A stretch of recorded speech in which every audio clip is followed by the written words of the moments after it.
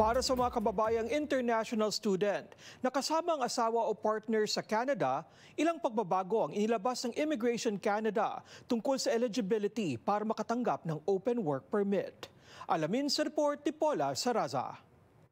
This is Canada signaling to the world na kapag pupunta kayo ng Canada, kailangan sigurado kayo. Mas pinahigpit na international student program sa Canada. Simula Martes, March 19, ipinatupad na ng Immigration Canada ang mas detalyadong polisiya para sa mga asawa at common law partner ng international students.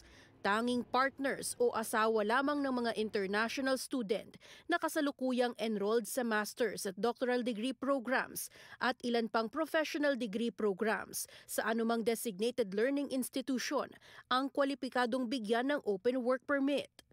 Malaking pagbabago, Paula, is yung mga nag-aaral sa isang college, for example, sa college level, yung 2-year program diploma or 1-year certificate program, hindi na eligible.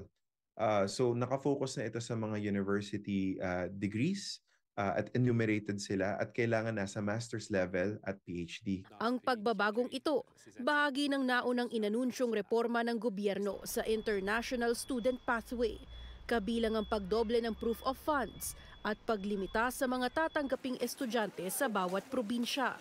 Aminado si Dangzalan, malaking hamon ito para sa mga aplikante. Sa post-secondary programs, mas mura kapag hindi sa university ang fees. So kadalasan ng mga master's program pumapalo sa 20 to 30,000 per year. Kadalasan naman sa mga college programs na 2-year diploma or 1-year certificate, pumapalo anywhere between $10,000 to $20,000 per year. So napakalaking diferensya at malaking impact.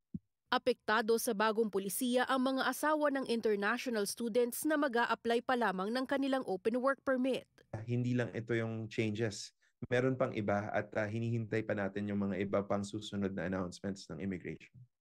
Para sa mga nakapagsumite na ng aplikasyon bago pa man ang mga pagbabago Martes at hindi master's o doctoral degree ang kinukuha ng partner na international student, maaari pa rin daw mabigyan ng work permit basta't may valid study permit at eligible para sa post-graduation work permit. Paula Saraza, Omni News, Toronto.